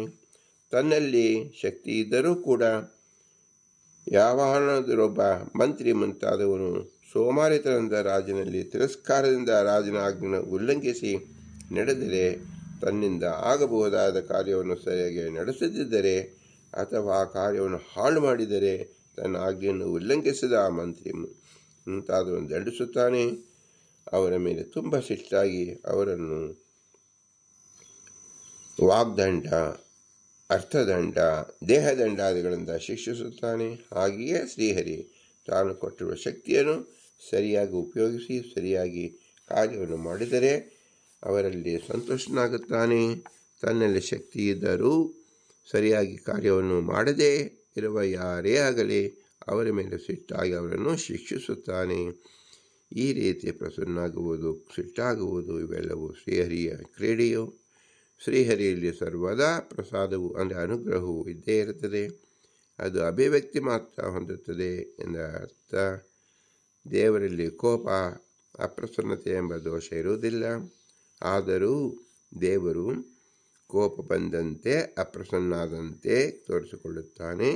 ಹೀಗೆ ಶ್ರೀಹರಿಯು ಬಾಲಕರಂತೆ, ಬಾಲಕರು ಆಟದ ಸಾಮಾನುಗಳಿಂದ ಆಟವಾಡುವಂತೆ ಬ್ರಹ್ಮಾದ ಸಮಸ್ತ ಜೀವರ ಜೊತೆಗೆ ಕ್ರೀಡೆ ಮಾಡುತ್ತಾನೆ ಅಂತ ತಿಳಿಬೇಕು. ನಿಯಂತ್ಯತ್ವೇನ ಸರ್ವಾನ್ ಸರ್ವತ್ರ ತಿಷ್ಠನ್ ಜೀವೇಶು ಸರ್ವದಾ ಸ್ವಸ್ಮಿನ್ನರ್ಥಂ ಸ್ವತಂತ್ರತ್ವಂ ಸಮಾದಾಯ ತದರ್ಥಕಂ ವಿಭಜ್ಯ ಶತದಾ ಭೂಯಾತ್ ಚೇಷ್ಟಾ ಚತ್ವಾರಿ ವಂಶಕಾನ್ ಪ್ರಾಣೇ ಸ್ವಾತಂತ್ರ್ಯಮಾದಾಯ ದ್ವಿಪಂಚಾಶ್ವಮೇಧಸಿ ಪಾದಂ ಚತುರ್ಥಂ ಶತದಾ ವಿಭಜ್ಯ ದಶಭಾಗಕಾನ್ ಜೀವೇ ಸ್ವಾತಂತ್ರ್ಯಮಾದಾಯ ತಥೋ ವಿಂಶತಿ ಭಾಗಕಾನ್ ಅಹಂಕಾರಾತ್ಮಿಕೆ ರುದ್ರೇ ತಥಾ ಬುದ್ಧೋ ನಿಧಾಯ ಚ ಮನೋದೇವೇ ತಥೋ ಶಕ್ರೇ ಭಾಗಾನ್ ಪಂಚದಶೈವತು ತತ್ರ ದೇವೇ ದಶಾಂತಸ್ಯ ಸ್ವಾತಂತ್ರ್ಯಂ ನಿದದೇ ಹರೇಃ ಪಂಚಚತ್ವಾರಿಂಶದಂಶನ್ ಕಲಿಮುಖ್ಯೇಷು ದದಾತ್ ಸ್ವಯಂ. ಶ್ರೀಹರಿ ನಿಯಾಮಕನಾಗಿ ಬ್ರಹ್ಮಾದಿ ತೃಣದೇವರ ಪರ್ಯಂತವಾಗಿ ಸಾತ್ವಿಕರಾದ ಎಲ್ಲ ಜೀವರಲ್ಲಿಯೂ ಇದ್ದಾನೆ, ರಾಜಸ ತಾಮಸ ಜೀವರಲ್ಲಿಯೂ ಇದ್ದಾನೆ. ತನ್ನ ಸ್ವರೂಪಭೂತವಾದ ಸ್ವಾತಂತ್ರ್ಯದಂತಿರುವ ತನ್ನ ಅಧೀನವಾಗಿರುವ ತನಗಿಂತ ಭಿನ್ನವಾದ ಚೇತನರಿಗೆ ಕೊಡಲು ಅರ್ಹವಾದ ಸ್ವಾತಂತ್ರ್ಯದಲ್ಲಿ ಅರ್ಧವನ್ನು ತನ್ನಲ್ಲಿಯೂ ಇಟ್ಟುಕೊಂಡು ಉಳಿದ ಅರ್ಧದ ಒಂದು ಭಾಗವನ್ನು 100 ಪಾಲಾಗಿ ವಿಭಾಗಿಸಿ ಆ 100 ಪಾಲುಗಳಲ್ಲಿ 48 ಭಾಗಗಳನ್ನು ಶ್ರೀ ಮುಖ್ಯ ಪ್ರಾಣದೇವರಿಗೆ ಕೊಡುತ್ತಾನೆ. ಉಳಿದ 52 ಭಾಗಗಳನ್ನು ಬ್ರಹ್ಮದೇವರಿಗೆ ಕೊಡುತ್ತಾನೆ. ಉಳಿದ 4ನೇ ಒಂದು ಭಾಗವನ್ನು 100 ಭಾಗಗಳನ್ನಾಗಿ ವಿಂಗಡಿಸಿ 10 ಭಾಗ ಸ್ವಾತಂತ್ರ್ಯವನ್ನು ಜೀವನದಲ್ಲಿಡುತ್ತಾನೆ. ಸ್ವಾತಂತ್ರ್ಯದ 20 ಭಾಗವನ್ನು ಅಹಂಕಾರದ ತತ್ವಾಭಿಮಾನಿಯಾದ ರುದ್ರನಲ್ಲಿಯೂ ಹಾಗೆಯೇ ಬುದ್ಧಿ ತತ್ವಾಭಿಮಾನಿಯಲ್ಲಿಯೂ ಇಡುತ್ತಾನೆ. ಮನೋದೇವತೆಯಲ್ಲಿಯೂ ಹಾಗೆಯೇ ಇಂದ್ರನಲ್ಲಿಯೂ 15 ಭಾಗ ಸ್ವಾತಂತ್ರ್ಯವನ್ನಿಡುತ್ತಾನೆ. ತತ್ವಾಭಿಮಾನಿ ದೇವತೆಗಳಲ್ಲಿ 10 ಭಾಗ ಸ್ವಾತಂತ್ರ್ಯವನ್ನು ಶ್ರೀಹರಿ ಇಟ್ಟಿರುತ್ತಾನೆ. ಕಲಿಗೆ ಮುಂತಾದ ಅಸುರರಲ್ಲಿ ಶ್ರೀಹರಿಯ ಸ್ವತಃ 45 ಭಾಗ ಸ್ವಾತಂತ್ರ್ಯವನ್ನು ಇಟ್ಟಿರುತ್ತಾನೆ. ವಿಷ್ಣೋ ಪರೋ ನ ಚ ಅನ್ಯೋ ಅಸ್ತಿ ಸ್ವತಂತ್ರ ಕೋಪಿ ಚೇತನಃ ಸ್ವಾತಂತ್ರ್ಯ ಲೇಷದಾನೇನ ಭುಂಕ್ತೆ ಸ್ವಶಿಸ್ತಿ ಜೀವತಿ ಅಹಂಕಾರ ಸಮಾವಿಷ್ಟಂ ಸರ್ವಕರ್ತೇತಿ ಮನ್ಯತೆ ವಿಧೀನಂ ಚ ನಿಷೇಧಾನಂ ಪಾತ್ರಂ ತಸ್ಮಾದ್ವಯಂ ಸ್ಮೃತಃ. ಈ ಸಮಸ್ತ ಪ್ರಪಂಚದಲ್ಲಿ ವಿಷ್ಣುವಿಗಿಂತ ಬೇರೆಯಾದ ಮತ್ತಾವ ಚೇತನೂ ಸ್ವಾತಂತ್ರ್ಯವಿಲ್ಲ. ಶ್ರೀ ಮಹಾವಿಷ್ಣು ಒಬ್ಬನೇ ಸ್ವತಂತ್ರ ಚೇತನನು, ಉಳಿದ ಎಲ್ಲ ಚೇತನ ಸ್ವತಂತ್ರರು. ಇಂತಹ ಸ್ವಂತ ಚೇತನಿಗೆ ಪರಮಾತ್ಮನು ಅತ್ಯಲ್ಪವಾದ ಸ್ವಾತಂತ್ರ್ಯ ಕೊಡುತ್ತಾನೆ. ಈ ಸ್ವಾತಂತ್ರ್ಯ ಲೇಷದಿಂದಲೇ ಜೀವಾತ್ಮನು ಭೋಗವನ್ನು ಅನುಭವಿಸುತ್ತಾನೆ. ಶ್ವಾಸ ಉಚ್ಛ್ವಾಸ ಮಾಡುತ್ತಾನೆ, ಉಸಿರಾಡುತ್ತಾನೆ, ಪ್ರಾಣಧಾರಣವನ್ನು ಮಾಡುತ್ತಾನೆ, ಬದುಕಿರುತ್ತಾನೆ. ಹೀಗೆ ಸಂಪೂರ್ಣವಾಗಿ ಪರಮಾತ್ಮ ವಶನಾಗಿದ್ದರೂ ಈ ಜೀವಾತ್ಮನು ಅಹಂಕಾರ ಭರಿತನಾಗಿ ನಾನೇ ಸರ್ವಕರ್ತನು, ನನಗಿಂತ ಬೇರೆ ಯಾವನು ಕರ್ತ ಇದ್ದಾನೆ ಎಂದು ಭ್ರಾಂತಿಗೊಳಗಾಗಿ ತನ್ನ ಹೊರತು ಮತ್ತೊಬ್ಬ ಕರ್ತನ ಬಗ್ಗೆ ಯಾವ ಅಸ್ಪಷ್ಟ ಕಲ್ಪನೆಯನ್ನು ಮಾಡುವುದಿಲ್ಲ. ಹೀಗೆ ತನ್ನಲ್ಲಿಗೆ ಸಮಸ್ತ ಕರ್ತೃತ್ವದ ಅಭಿಮಾನವುಳ್ಳ ಜೀವಾತ್ಮನೇ ವಿಧಿ ಮತ್ತು ನಿಷೇಧಗಳಿಗೆ ವಿಷಯನಾಗುತ್ತಾನೆ ಎಂಬುದಾಗಿ ಶಾಸ್ತ್ರದಲ್ಲಿ ಕಂಡುಬರುತ್ತದೆ. ಪುಣ್ಯಂ ಕರ್ಮ ಅಥವಾ ಪಾಪಂ ಯಜ್ಜೀವ ವಿದದಾತ್ಮಯಂ ಸ್ವಾತಂತ್ರ್ಯಂ ಅನುಸ್ಮೃತ್ಯೈವ ತತ್ಫಲೆ ಭಾಗಕಲ್ಪನಂ. ಈ ಜೀವಾತ್ಮ ಪುಣ್ಯಕರ್ಮ ಅಥವಾ ಪಾಪಕರ್ಮ ಎಂಬ 2 ವಿಧವಾದ ಕರ್ಮದಲ್ಲಿ ಯಾವುದನ್ನು ಮಾಡುತ್ತಾನೋ ಆ ಪಾಪ ಪುಣ್ಯಕರ್ಮಗಳ ಆಚರಣೆಯಲ್ಲಿ ಜೀವನಿಗೆ ಎಷ್ಟೆಷ್ಟು ಸ್ವಾತಂತ್ರ್ಯವಿದೆಯೋ ಆ ಸ್ವಾತಂತ್ರ್ಯ ಭಾಗವನ್ನು ಅನುಸರಿಸಿ ಜೀವನಿಗೆ ಆಯಾ ಪಾಪ ಪುಣ್ಯಕರ್ಮಗಳ ಅನುಷ್ಠಾನದ ಫಲ ಸ್ವಾತಂತ್ರ್ಯ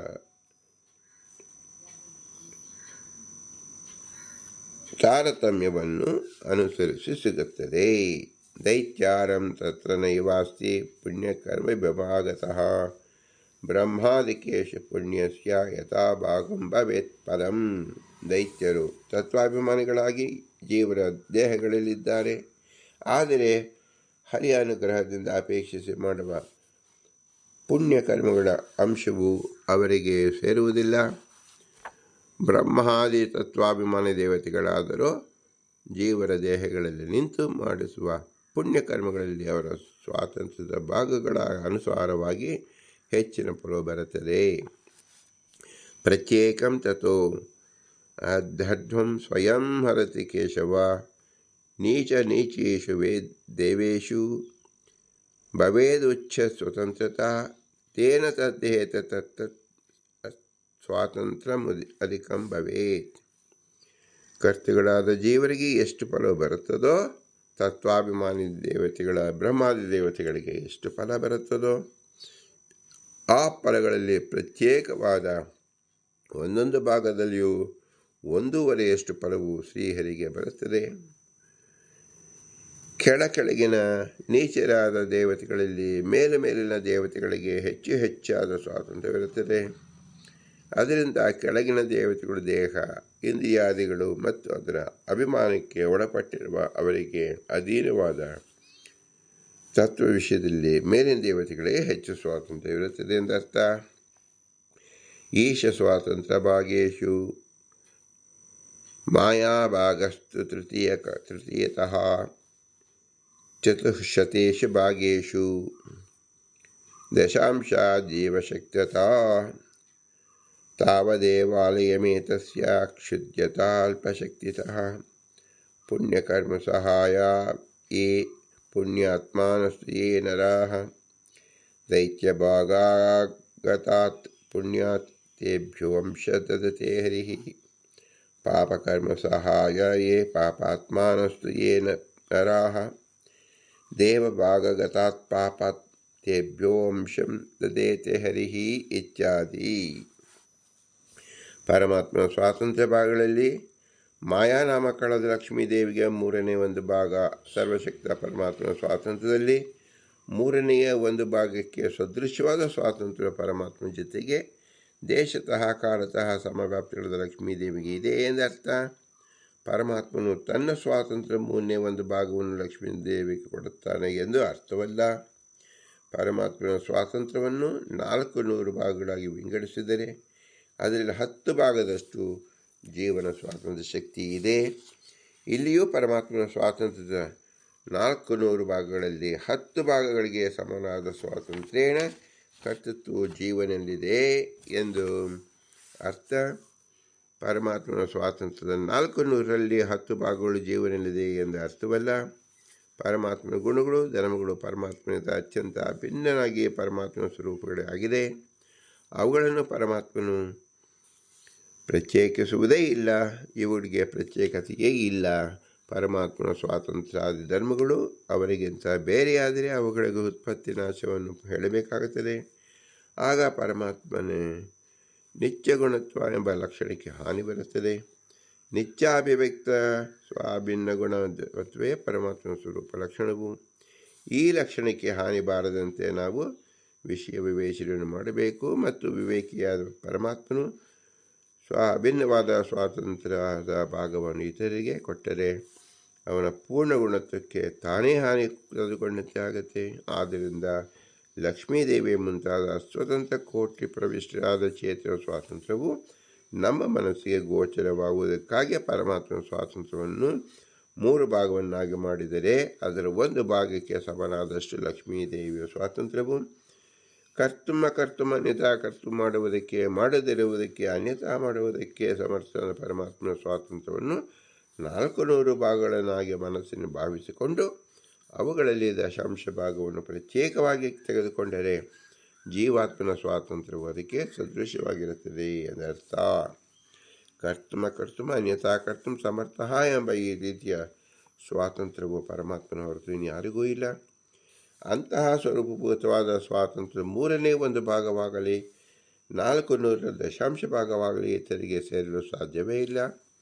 ಕರ್ತುಮ ಅನ್ಯತಾ ಕರ್ತುಂ ಸ್ವಾತಂತ್ರ್ಯ ಸಾಮರ್ಥ್ಯವು ಶ್ರೀಹರಿಗೆ ವೇದ ಪುರಾಣ ಭಾರತಾದಿಗಳಲ್ಲಿ ವಿಫಲವಾಗಿ ಕಂಡು ಬಂದಿದೆ. ಉದಾಹರಣೆಗಾಗಿ ಒಂದು ಘಟನೆಯನ್ನು ಮಾತ್ರ ತೆಗೆದುಕೊಳ್ಳೋಣ. ರಾಮಾಯಣದಲ್ಲಿ ತಾಟಕ, ಸುಬಾಹು, ಮಾರೀಚರು ಸಮಾನ ಅಪರಾಧಿಗಳಾದರೂ ಪರಮಾತ್ಮನು ತಾಟಿಕೆಯನ್ನು, ಸುಬಾಹುವನ್ನು ವರಬಲದಿಂದ ಈತನಿಗೆ ಅವಜ್ಯರಾಗಿದ್ದವರನ್ನು ವಧಿಸಿ ತಾನು ಕರ್ತುಂ ಸಮರ್ಥ ಎನಿಸಿಕೊಂಡನು. ಆದರೆ ಮಾರೀಚನು ವರಿಸದೆ 100 ಯೋಜನ ದೂರ ಸಮುದ್ರಕ್ಕೆ ಎಸೆದರಿಂದ ಅಕರ್ತುಂ ಸಮರ್ಥ ಮಾಡದಿರುವುದಕ್ಕೂ ಸಮರ್ಥನು ಎನಿಸಿಕೊಂಡರು. ಬ್ರಹ್ಮಾದೇವರನ್ನು ಮೀರಿ ಅವರ ಅವಜ್ಯತ್ವವನ್ನು ಅನ್ಯತಾ ಮಾಡಿದ್ದರಿಂದ ಅವರನ್ನು ವಜ್ರನನ್ನಾಗಿ ಮಾಡೋದ್ರಿಂದ ಶ್ರೀಹರಿ ಅನ್ಯತಾ ಕರ್ತುಂ ಸಮರ್ಥನಾಗಿ ಇದ್ದಾನೆ ಎಂದು ತಿಳಿದು ಬರುತ್ತದೆ. ಜಡಶೀಲರಾದ ಶಿಲೆಯಿಂದ ಅಹಲ್ಯೆಯನ್ನು ಗುಣಶೀಲೆಯಾದ ಪತಿವ್ರತೆಯನ್ನಾಗಿ ಪರಿವರ್ತಿಸಿದ್ದರೂ ಶ್ರೀಹರಿಯು ಸರ್ವಸಮರ್ಥರು ಎಂದು ತಿಳಿದು ಬರುತ್ತದೆ. ಆದ್ದರಿಂದ ಅವನ ಸ್ವರೂಪಭೂತವಾದ ಸ್ವಾತಂತ್ರ್ಯ ಈತರಿಗೆ ಸರ್ವಾತ್ಮನ ಕೊಡುವುದಿಲ್ಲ ಎಂದು ತಿಳಿಯಬೇಕು.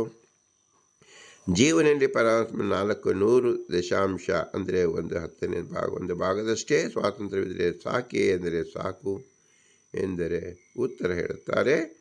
ಅಣುವಾದ ಅಲ್ಪಶಕ್ತಿಗಳ ಜೀವನಿಗೆ ಇಷ್ಟೇ ಸ್ವಾತಂತ್ರ್ಯದ್ದು ಸಾಕು. ಪುಣ್ಯಕರ್ಮಕ್ಕೆ ಸಹಾಯಕರಾದ ಪುಣ್ಯಾತ್ಮರು ಯಾರು ಇದ್ದಾರೋ ಅವರಿಗೆ ದೈತ್ಯರು ಸಂಸಾರದಲ್ಲಿ ಮಾಡುವ ಪುಣ್ಯಕರ್ಮಗಳ ಭಾಗವನ್ನು ಶ್ರೀಹರಿ ಕೊಡುತ್ತಾನೆ.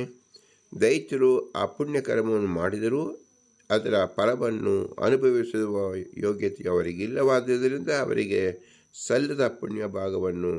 ಕೃಪಾಳುವಾದ ಭಗವಂತನು ಸಾತ್ವಿಕ ಪುಣ್ಯಜೀವಿಗೆ ಕೊಡುತ್ತಾನೆ. ಹೀಗೆಯೇ ಪಾಪಕರ್ಮಗಳಿಗೆ ಸಹಾಯಕರಾದ ಸಮಯೋಗ್ಯರಾದ ಅಧಮ ಜೀವರಿಗೆ ದೇವತೆಗಳು ಪ್ರಾರಬ್ಧ ಕರ್ಮದಿಂದಾಗಿ ಮಾಡಬಹುದಾದ ಪಾಪಗಳ ಅಂಶವನ್ನು ಕೊಡುತ್ತಾನೆ. ದೇವತೆಗಳು ಪಾಪವನ್ನು ಮಾಡುವುದಿಲ್ಲ, ಆದರೂ ಪ್ರಬಲ ಪ್ರಾರಬ್ಧದಿಂದ ಪಾಪ ಆಚರಣೆ ಮಾಡಿದರೂ ಅವರ ಫಲವಾದ ದುಃಖವು ಅವರಿಗೆ ಆಗಬಾರದೆಂದು ಪರಮಕೃಪಾಳುವಾದ ಪರಮಾತ್ಮನು ಅವರು ಮಾಡಿದ ಪಾಪವನ್ನು ತಮೋಯೋಗ್ಯರಾದ ಅಥವಾ ಅಧಮ ಜೀವರಿಗೆ ಸೇರುವಂತೆ ಮಾಡಿ ಅವರಿಂದ ದುಃಖ ಅನುಭವ ಮಾಡಿಸುತ್ತಾನೆ ಅಂತ ತಾತ್ಪರ್ಯ. ಇತ್ಯಾದಿಯಾಗಿ ಇವೆಲ್ಲವೂ ವಿಷ್ಣು ರಹಸ್ಯದ ವಚನಗಳು. ಆ ವಚನದ ತಾತ್ಪರ್ಯವನ್ನು ಇಲ್ಲಿ ಕೊಡಲಾಗಿದೆ ಅಷ್ಟೇ. ಈ ವಚನದಲ್ಲಿ ಬರುವ ದದತೆ ಎಂಬ ಪ್ರಯೋಗ ದದಾ ದಾನೆ ಎಂಬ ಧಾತುವಿನಿಂದ ಲಟ್ ಪ್ರಥಮ ಪುರುಷ ಏಕವಚನವಾಗಿದೆ. ತತ್ರೈವ ಚ ಅನ್ಯತ್ರ ಸ್ವತಂತ್ರೋಪಿ ಹರಿಸೃಷ್ಟೌ ಸ್ವಸ್ವಾತಂತ್ರ್ಯಮನೇಕತಾ ವಿಭಜ್ಯದಾನ ನೃಪ ಇವ ಸರ್ವಕಾರ್ಯೇಷ ಲೀಲಯಾ ತತ್ತಸ್ವಾತಂತ್ರ್ಯಯೋಗೇನ ಫಲಭಾಕ್ ನ ಪ್ರಜಾಯತೆ. ವಿಷ್ಣು ರಹಸ್ಯದಲ್ಲೇ ಬೇರೆ ಸ್ವರದಲ್ಲಿ ಈ ರೀತಿ ಹೇಳಿದೆ. ಶ್ರೀಹರಿಯ ಸ್ವರೂಪ ಪ್ರವೃತ್ತಿ ಪ್ರಮಿತಿ ಎಂಬ ಸತ್ತಾತ್ರೈಬೀಜದಲ್ಲಿ ಪರಾಪೇಕ್ಷೆಯು ಸರ್ವತಾ ಇಲ್ಲದವನು. ಸೃಷ್ಟಿಯನ್ನು ಮಾಡುವ ವಿಷಯದಲ್ಲಿ ಅವನು ಯಾರನ್ನೂ ಅಪೇಕ್ಷಿಸಲು ಸ್ವತಂತ್ರನು. ಆದರೂ ಅಘಟಿತಾಘಟನ ಸಮರ್ಥನಾದ ಶ್ರೀಹರಿ ತನ್ನ ಸ್ವಾತಂತ್ರ್ಯವನ್ನು ಅನೇಕ ಭಾಗಗಳನ್ನಾಗಿ ವಿಭಜಿಸಿ ತನಗಿಂತ ಅನಂತ ಕೋಟಿ ಪಾಲು ಅವರಾದ ಜೀವರಿಗೆ ಕೊಟ್ಟಿದ್ದಾನೆ. ಹೇಗೆ ರಾಜನು ತಾನು ಸ್ವತಂತ್ರನಾದರೂ ತನ್ನ ಕೈ ಕೆಳಗಿರಿಗೆ ತನ್ನ ಸ್ವಾತಂತ್ರ್ಯ ವಿಭಜಿಸಿ ಮಂತ್ರಿ, ಸೇನಾಪತಿ ಮುಂತಾದವರಿಗೆ ತನ್ನ ಸ್ವಾತಂತ್ರ್ಯ ಬೇರೆ ಬೇರೆ ಜಾತಿ ಭಾಗಗಳನ್ನು ಕೊಟ್ಟು ಅವರಿಂದ ಆಯಾ ಕೆಲಸ ಮಾಡಿಸುತ್ತಾನೋ, ಹಾಗೆ ಶ್ರೀಹರಿಯು ತಾನು ಎಲ್ಲ ಕಾರ್ಯವನ್ನು ಅನಾಯಾಸವಾಗಿ ಲೀಲೆಯಿಂದ ವಿನೋದಪೂರ್ವಕವಾಗಿ ಮಹಾಗಜವು ತೃಣವನ್ನು ಎತ್ತುವ ಮಾಡಬಲ್ಲವನಾದರೂ ತನ್ನವರ ಮೂಲಕವಾಗಿ ಲೀಲೆಯಿಂದ ಮಾಡಿಸುತ್ತಾನೆ. ಪರಮಾತ್ಮನು ಕೊಟ್ಟಿರುವ ಸ್ವಾತಂತ್ರ್ಯ ಭಾಗದ ಸಂಬಂಧದಿಂದ ಆಯಾ ಸ್ವಾತಂತ್ರ್ಯ ಭಾಗಕ್ಕೆ ಅನುಗುಣವಾಗಿ ಆಯಾ ಜೀವರು ಕಾರ್ಯವನ್ನು ಮಾಡುತ್ತಾರೆ. ಅದಕ್ಕೆ ಅನುಗುಣವಾಗಿ ಫಲವನ್ನು ಪಡೆಯುತ್ತಾರೆ. ಸ್ವಸ್ವಾತಂತ್ರ್ಯ ಚತುರ್ಥಾಂಶಂ ದಶದ ವ್ಯವಜಧರಿ ಪಾದೋನ ಪಂಚಕಂ ಪ್ರಾಣೇ ಸಪಾದಂ ಬ್ರಹ್ಮಣೇ ದದೌ ದ್ವಿತೀಯೇ ತು ಚತುರಂಶೇ ದಶದೈವ ವಿಭಾಜ್ಯತೆ ದ್ವಾಯೇವ ಅಂಶ ಅಹಂಕಾರೇ ಸಾರ್ಧೈಕ್ಯಂ ಚಿತ್ತ ದೈವತೆ ಭಗವಾನ್ ಪ್ರದದಾದ್ವೇಂದ್ರಂ ಏಕಮೇವ ಇಂದ್ರಿಯಾಧಿಪತೆ ಏಕಮೇವ ದದೌ ಜೀವೇ ದೈತ್ಯೇಭ್ಯಃ ಸಾರ್ಧಚತುರಾನ್ ಅತಃ ದ್ವೌ ತು ತುರ್ಯಾಂಶೌ ಸ್ವಾತಂತ್ರ್ಯಾಸ್ಮಾವಶೇಷಿತಃ ತೌ ವಿದಾಯ ತ್ರಿದಾತ್ರಂಶಂ ಮಾಯೈ ಪ್ರಯುದೌ ಸ್ವಯಂ ಶೇಷಭಾಗದ್ವಯಂ ಸ್ವಸ್ಮಿನ್ ಸ್ವಾಪಯತ್ ಸ ನಿಜೇಚ್ಛೆಯ ಇತ್ಯಾದಿ ಚ. ಶ್ರೀಹರಿ ತನ್ನ ಸ್ವಾತಂತ್ರ್ಯ 1/4 ಅಂಶವನ್ನು 10 ಭಾಗಗಳನ್ನಾಗಿ ಮಾಡುತ್ತಾನೆ. ಆ 10 ಭಾಗಗಳಲ್ಲಿ 4/3 ಭಾಗಗಳನ್ನು ಮುಖ್ಯ ಪ್ರಾಣಿಗೆ ಕೊಟ್ಟನು, 5/4 ಭಾಗವನ್ನು ಬ್ರಹ್ಮದೇವರಿಗೆ ಕೊಟ್ಟನು. ತನ್ನ ಸ್ವಾತಂತ್ರ್ಯ 4 ಭಾಗಗಳಲ್ಲಿ 2ನೇ ಚತುರ್ಂಶವನ್ನು ಹಿಂದಿನಂತೆ 10 ಭಾಗಗಳನ್ನಾಗಿ ಮಾಡಿ ವಿಂಗಡಿಸುತ್ತಾನೆ. ಆ 10 ಅಂಶಗಳಲ್ಲಿ ಅಹಂಕಾರದಲ್ಲಿ 2 ಅಂಶವನ್ನು ಇಡುತ್ತಾನೆ. 1/2 ಭಾಗವನ್ನು ಚಿತ್ತಾಭಿಮಾನಿ ದೇವತೆಗಳಿಡುತ್ತಾನೆ. ಭಗವಂತನು ಇಂದ್ರಾಧಿಪತಿಯಾದ ಇಂದ್ರನಲ್ಲಿ 1 ಅಂಶವನ್ನು ಮಾತ್ರ ಇಡುತ್ತಾನೆ. ಜೀವನಲ್ಲಿ ಸಮಸ್ತ ಜೀವ ಸಮುದಾಯದಲ್ಲಿ 1 ಅಂಶವನ್ನು ಮಾತ್ರ ಇಡುತ್ತಾನೆ. ದೈತ್ಯರಲ್ಲಿ ಎಲ್ಲರಲ್ಲಿಯೂ ಒಟ್ಟು 4.5 ಭಾಗಗಳನ್ನು ಇಡುತ್ತಾನೆ. ಅನಂತರ ತನ್ನ ಸ್ವಾತಂತ್ರ್ಯದ 4 ಭಾಗಗಳನ್ನಾಗಿ ವಿಂಗಡಿಸುವ ಭಾಗಗಳಲ್ಲಿ ಉಳಿದ 2 ಭಾಗಗಳನ್ನು ಒಟ್ಟು ಸೇರಿಸಿ 3 ಭಾಗಗಳನ್ನಾಗಿ ವಿಭಾಗಿಸಿ ಅವುಗಳಲ್ಲಿ 3ನೇ 1 ಅಂಶವನ್ನು ರಮಾದೇವಿಗೆ ಕೊಡುತ್ತಾನೆ. ಉಳಿದ 2 ಭಾಗವನ್ನು ಶ್ರೀಹರಿ ತನ್ನ ಇಚ್ಛೆಯಿಂದ ತನ್ನಲ್ಲಿಗೆ ಇಟ್ಟುಕೊಳ್ಳುತ್ತಾನೆ. ಇತ್ಯಾದಿ. ವಿಷ್ಣು ರಹಸ್ಯದಲ್ಲಿ ಸ್ವಾತಂತ್ರ್ಯ ವಿಭಾಗವನ್ನು ಬೇರೆಡೆಯಲ್ಲಿ ಈ ರೀತಿಯಲ್ಲಿ ಹೇಳಿರುತ್ತಾರೆ. ಹೀಗೆ ಜೀವನ ಕರ್ತೃತ್ವ ವಿಷಯದಲ್ಲಿ ಭಗವಂತ ಸ್ವಾತಂತ್ರ್ಯ ಶಕ್ತಿಯನ್ನು ಕೊಡದಿದ್ದರೆ ಯಾವ ಕರ್ತೃತ್ವ ನಡೆಯುವುದಿಲ್ಲ. ಆದ್ದರಿಂದ ಬ್ರಹ್ಮದೇವರು ಜೀವರು, ವಾಯುದೇವರು ಜೀವರು, ಕಲಿನೂ ಜೀವನಾದ್ದರಿಂದ ಎಲ್ಲ ಜೀವರಿಗೂ ಭಗವಂತ ಸ್ವಾತಂತ್ರ್ಯ ಶಕ್ತಿಯನ್ನು ಹಂಚಿದ್ದಾನೆ ಅಂತ ಅರ್ಥ. ಇದನ್ನು ನಾವು ತಿಳಿದುಕೊಳ್ಳುವುದು ಬಹಳ ಶ್ರಮ ಎನಿಸುತ್ತದೆ. ಆದರೂ ಸಹ ನಾವು ರಾಜಕೀಯದಲ್ಲಿ ಅಥವಾ ಗೌರ್ಮೆಂಟ್ ಜಾಬ್ನಲ್ಲಿ ನಾವು ಸೇವೆಯನ್ನು ಮಾಡುವಾಗ ನಮಗೆ ಒಂದು ಕಿಂಚಿತ್ ಪವರ್ ಅಂದರೆ ಶಕ್ತಿಯನ್ನು ಕೊಡುತ್ತಾರೆ. ಅಧಿಕಾರಿಕ ಯೋಗ್ಯತೆ, first grade clerk, second grade clerk ಅಥವಾ ಗುಮಾಸ್ತ ಯಾವುದೇ ಆದರೂ ಕೂಡ ಅವನ ಅರ್ಹತೆಗೆ ಯೋಗ್ಯತೆಯಾಗಿ ತಕ್ಕಾಗಿ ಒಂದು ಶಕ್ತಿಯನ್ನು, ಅಧಿಕಾರವನ್ನು, ಸಾಮರ್ಥ್ಯವನ್ನು ಕೊಡುತ್ತಾರೆ ಎಂದು ಕೇಳುತ್ತೇವೆ.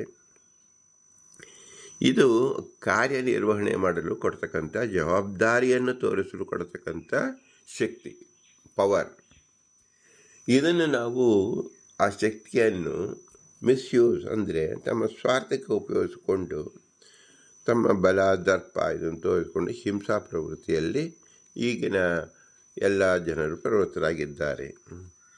ಆದರೆ ಇಲ್ಲಿ ನಾವು ತಿಳಿಯಬೇಕಾದ ಏನು, ಎಲ್ಲ ಗೌರ್ಮೆಂಟ್ ಎಂಪ್ಲಾಯೀಸ್ ಸಹ ಯಾವ ಒಂದು ಬಲವನ್ನು ಪಡೆದುಕೊಳ್ಳುತ್ತಾರೋ ಅದು ಆಯಾ ಜೀವರ ಯೋಗ್ಯತೆಯಂತೆ. ಇದು ಸಾಧನೆಗೋಸ್ಕರವಾಗಿ ಭಗವಂತ ಕೊಟ್ಟಂಥ ವಿಶೇಷವಾದ ಸವಲತ್ತು.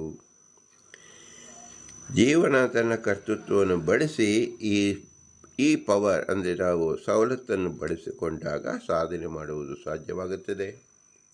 ಅದಕ್ಕೋಸ್ಕರವಾಗಿ ಈ ಸ್ವಾತಂತ್ರ್ಯ ವಿಭಾಗ ಎಂಬುದು ಶಾಸ್ತ್ರದಲ್ಲಿ ಹೇಳಲ್ಪಟ್ಟಿದೆ. ಇದನ್ನು ನಾವು ಅತ್ಯಂತ ವಿವೇಚನೆಯಿಂದ ತಿಳಿದುಕೊಳ್ಳಬೇಕು. ಭಗವಂತನ ಅಭಿನ್ನವಾದ ಸ್ವಾತಂತ್ರ್ಯ ಯಾರಿಗೂ ಕೊಡುವುದಿಲ್ಲ, ಕೊಟ್ಟರೆ ನಾವು ಸಹಿಸಿಕೊಳ್ಳುವುದಕ್ಕೂ ಸಾಧ್ಯವಿಲ್ಲ. ಉಳಿದೆಲ್ಲರಿಗೂ ಅವರ ಯೋಗ್ಯತಾನುಸಾರವಾಗಿ ಭಗವಂತ ನಮ್ಮಲ್ಲಿರತಕ್ಕಂಥ ಸ್ವರೂಪ ಶಕ್ತಿಯನ್ನೇ ಉದ್ಬೋಧಕ ಅಂದರೆ ಹೆಚ್ಚಾಗಿ ಶಕ್ತಿಯನ್ನು ಪ್ರೇರಿಸುವಂತೆ, ಕೆಟಲಿಸ್ಟ್ ಅಂದರೆ ಒಂದು ಪದಾರ್ಥ ಸಂಯೋಗದಿಂದ ಶಕ್ತಿವರ್ಧನವಾಗುವಂತೆ ಈ ಅಧಿಕಾರವನ್ನು ಕೊಡುತ್ತಾನೆ ಅಂತ ತಿಳಿಯಬೇಕು. ಇದು ವರ್ಧನವಾಗುವುದರಿಂದ ಸಂಸಾರಾವಸ್ಥೆಯಲ್ಲಿ ಮಾತ್ರ, ಮೋಕ್ಷಾವಸ್ಥೆಯಲ್ಲಿ ನೈಜ ಸ್ಥಿತಿಯಲ್ಲಿರೋದ್ರಿಂದ ಅವರು ಸುಖವನ್ನೇ ಹೊಂದುತ್ತಾರೆ. ಅಲ್ಲಿ ಯಾವ ಜೀವರಿಗೂ ಯಾವ ಜಗದ್ವ್ಯಾಪಾರ ವರ್ಜಿತತ್ವ, ಯಾವ ಜೀವರು ಏನೋ ಕೆಲಸವನ್ನು ಮಾಡುವಂತಿಲ್ಲ ಎಂಬುದೇ ಅರ್ಥ. ಯಾವ ಕೆಲಸವೂ ಇರುವುದಿಲ್ಲ. ಈ ಕೆಲಸ ಇಲ್ಲದಿದ್ದರೆ ರಿಟೈರ್ಡ್ ಆದ ಗೌರ್ಮೆಂಟ್ ಎಂಪ್ಲಾಯಿಗೂ ಸಹ ತಮ್ಮ ಅಧಿಕಾರದಲ್ಲಿರ್ತಕ್ಕಂಥ ಪವರ್ ಅಥವಾ ಸ್ವಾಯತ್ತತೆ ಹೇಗೆ ಇರುವುದಿಲ್ಲವೋ ಹಾಗೆ ಮೋಕ್ಷದಲ್ಲಿದ್ದಾಗ ಭಗವಂತ ಸೃಷ್ಟಿ ಕಾರ್ಯದಲ್ಲಿ ಯಾವ ಸಾಧನೆಯನ್ನು ಮಾಡಲು ಯಾವ ಜೀವರಿಗೂ ಅವಕಾಶವನ್ನು ಕಲ್ಪಿಸಿಕೊಡುವುದಿಲ್ಲ. ಇದರಂತೂ ನಾವು ಚೆನ್ನಾಗಿ ವಿವೇಚನೆಯಿಂದ ತಿಳಿದುಕೊಂಡಾಗ ಮಾತ್ರ ಈ ದತ್ತ ಸ್ವಾತಂತ್ರ್ಯ ಅಂದರೆ ಏನು ಅರ್ಥವಾಗುತ್ತದೆ. ಆದ್ದರಿಂದ ದತ್ತ ಸ್ವಾತಂತ್ರ್ಯವನ್ನು ಮುಂದಿನ ಉಪನ್ಯಾಸದಲ್ಲಿ ಚರ್ಚಿಸೋಣ. ಪುರಂದರದಾಸರು ಅಕ್ರೂರವದ, ಅಂಬರೀಷವರದ ಮುಂತಾದವುಗಳನ್ನು ಹೇಳುವುದರಿಂದ ಆಯಾ ಜೀವರಿಗೆ ಕೃಷ್ಣರೂಪಿಯಾಗಿ, ರಾಮರೂಪಿಯಾಗಿ, ನಾರಾಯಣ ಮೂಲ ರೂಪಿಯಾಗಿ ಹೇಗೆ ತಮ್ಮ ಅನುಗ್ರಹ ರೂಪವಾಗಿ ಹೆಚ್ಚಿನ ಸವಲತ್ತನ್ನು ಕೊಟ್ಟರು, ವರರೂಪವಾಗಿ ಕೊಟ್ಟರು ಎಂಬುದು ನಾವು ಚಿಂತಿಸಬೇಕಾಗಿದೆ. ಈ ಹಿನ್ನೆಲೆಯಲ್ಲಿ ವರ ಕೊಡುವುದು ಅಂದರೆ ಏನರ್ಥ? ತಮಗೆ ಏನು ಮಾಡಲು ಸಾಮರ್ಥ್ಯ ಇಲ್ಲದೇ ಇರುವುದರಿಂದ ವರರೂಪವಾಗಿ ಭಗವಂತ ಹೆಚ್ಚಿನ ಶಕ್ತಿಯನ್ನು ಕೊಟ್ಟನು ಅಂತ ಅರ್ಥ. ಆ ಕೊಟ್ಟನು ಎಂಬತಕ್ಕಂಥದ್ದು ಯಾವುದಕ್ಕೋಸ್ಕರವಾಗಿ ತನ್ನ ಸಾಧನೆ ಮಾಡಿಕೊಳ್ಳಲು ಎಂದರ್ಥ. ಇದನ್ನು ನಾವು ವಿಶೇಷಾಕಾರವಾಗಿ ತಿಳಿಯಬೇಕು. ಆದ್ದರಿಂದಲೇ ವರದರು ಎಂಬತಕ್ಕಂಥದ್ದನ್ನು ಪುರಂದರದಾಸರು ವಿಶೇಷವಾಗಿ ಚರ್ಚಿಸಿದ್ದಾರೆ. ಆದ್ದರಿಂದ ಇದು ಜೀವ ಪ್ರಕರಣ ಎನಿಸಿದೆ. ಇಂತಹ ಜೀವ ಪ್ರಕರಣವನ್ನು ಮನುಷ್ಯರಾಗಿದ್ದಾಗ ಮಾತ್ರ ಚೆನ್ನಾಗಿ ತಿಳಿದುಕೊಳ್ಳಲು ಸಾಧ್ಯವಾಗುತ್ತದೆ. ಈ ಮನುಷ್ಯ ಜನ್ಮಕ್ಕೆ ಕಾರಣಕರ್ತರಾದ ತಂದೆ ತಾಯಿಗಳ ಅನುಗ್ರಹ ವಿಶೇಷ, ತಂದೆ ತಾಳಿ ಇರುವಿಕೆ ನೆರವಾದ ಗುರು ಹಿರಿಯ ಅನುಗ್ರಹ ವಿಶೇಷ ಮತ್ತು ತತ್ವಾಭಿಮಾನಿ ದೇವತೆಗಳನ್ನು ಈಗ ಸಾಕಷ್ಟು ವಿಶೇಷವಾಗಿ ತಿಳಿದಿದೆವು. ಎಲ್ಲ ಕಾರ್ಯವೂ ತತ್ವಾಭಿಮಾನಿ ದೇವತೆಗಳಿಂದಲೇ ನಡೆಯುತ್ತಿದೆ. ಇದನ್ನು ನಾವು ಶಾಸ್ತ್ರದಲ್ಲಿ ಚೆನ್ನಾಗಿ ತಿಳಿದುಕೊಳ್ಳಬೇಕು. ಆದ್ದರಿಂದ ಅವರನ್ನು ವಿಶೇಷವಾಗಿ ಸ್ಮರಣೆ ಮಾಡಿಕೊಳ್ಳಬೇಕು. ಭಗವಂತನ ಆಜ್ಞೆಯಂತೆ ಬ್ರಹ್ಮದೇವರು ಅಂದರೆ ವಾಯುದೇವರು ಮುಖ್ಯ ಪ್ರಾಣನಾಗಿ ಎಲ್ಲರಲ್ಲಿಯೂ ನಿಂತು ವಿಶೇಷವಾಗಿ ಅನುಗಮ ಮಾಡಿಸುತ್ತಾರೆ. ಅವರಿಗೆ ಸಂಸಾರ ಎಂಬುದು ದಗ್ಧಪಟಾಯಮಾನವಾಗಿರುತ್ತದೆ. ಅಂದರೆ ಏನರ್ಥ, ಅವರು ಮೇಲಿನ ಸೂತ್ರ ಅಂದರೆ ಜೀವಚ್ಛಾದಿಕ ಎಂಬುದು ತೆಗೆದೇ ಇರುತ್ತದೆ, ಅವರಿಗೆ ಮುಚ್ಚುವುದಿಲ್ಲ, ಮುಚ್ಚಂತೆ ಭಾಸವಾಗಿರುತ್ತದೆ. ಅದನ್ನು ದಗ್ಧಪಟಾಯಮಾನ, ಒಂದು ಸುಟ್ಟ ಬಟ್ಟೆಯನ್ನು ಮೈ ಮೇಲೆ ಹಾಕಿಕೊಂಡರೆ ಬಟ್ಟೆ ಇದೆ ಅಂತಲೂ ಹೇಳಬಹುದು, ಬಟ್ಟೆ ಇಲ್ಲ ಅಂತಲೂ ಹೇಳಬಹುದು. ಅದರಂತೆ ಬ್ರಹ್ಮದೇವರಿಗೆ ಮತ್ತು ವಾಯುದೇವರಿಗೆ ಯಾವ ಜೀವಾಚ್ಛಾದಿಕ ಎನ್ನುವುದು ಬಾಧಿತವಾಗುವುದಿಲ್ಲ. ಪರಮಾಚ್ಛಾದಿಕ ಎಂಬತಕ್ಕಂಥದ್ದು ಭಗವಂತನ ವಿಶೇಷವಾದ ಇಚ್ಛಾರೂಪವಾದ್ದರಿಂದ ಎಂದು ಅದನ್ನು ಭಗವಂತ ಎಲ್ಲ ಜೀವರನ್ನು ಮುಕ್ತಾವಸ್ಥೆಯಲ್ಲಿ ಕರೆದುಕೊಂಡು ಬರುತ್ತಾನೋ ಆಗ ಸಹಜವಾಗಿ ಭಗವಂತ ತನ್ನ ಇಚ್ಛೆಯನ್ನು ಸರಿಸುತ್ತಾನೆ. ಆಗ ಪರಮಾಚಾದಿಕವು ಸರಿಯುತ್ತದೆ ಎಂದರ್ಥ. ಆದ್ದರಿಂದ ಈ ವಿಶೇಷವನ್ನು ನಾವು ವಾಯುದೇವರಲ್ಲಿ ವಿಶೇಷವಾಗಿ ಚಿಂತಿಸಬೇಕು. ಆದರೆ ಇವರೆಲ್ಲರೂ ಸಹ ಸ್ವತಂತ್ರರಾದ ಭಗವಂತ ಲಕ್ಷ್ಮೀನಾರಾಯಣ ಮಾತ್ರ. ಅವರೇ ನಮ್ಮ ಬಿಂಬರೂಪ, ಅವರಿಂದಲೇ ಎಲ್ಲ ಕಾರ್ಯ ನಡೆಯುತ್ತಿರುವುದು. ಅವರೇ ಇವರೆಲ್ಲರಲ್ಲೂ ನಿಂತು ಅವರ ಶಕ್ತಿಯೇ ಇದು ಎಂದು ತಿಳಿಯಬೇಕು. ನಮಗೆ ಈ ಶರೀರವನ್ನು ಕೊಟ್ಟಂಥವರು, ನಾವು ಪಡೆದುಕೊಂಡಿದ್ದಲ್ಲ, ನಮ್ಮ ತಂದೆ ತಾಯಿ ಕೊಟ್ಟದ್ದಲ್ಲ, ಎಲ್ಲವೂ ಭಗವಂತನೇ ಇವರಲ್ಲಿ ನಿಂತು ಕೊಟ್ಟಿದ್ದು. ಆದ್ದರಿಂದ ಈ ಶಕ್ತಿಯನ್ನೇ ನಾವು ತಿಳಿದುಕೊಂಡಾಗ ಇದೇ ದತ್ತ ಸ್ವಾತಂತ್ರ್ಯ ಅಂತ ತಿಳಿಯಬೇಕು.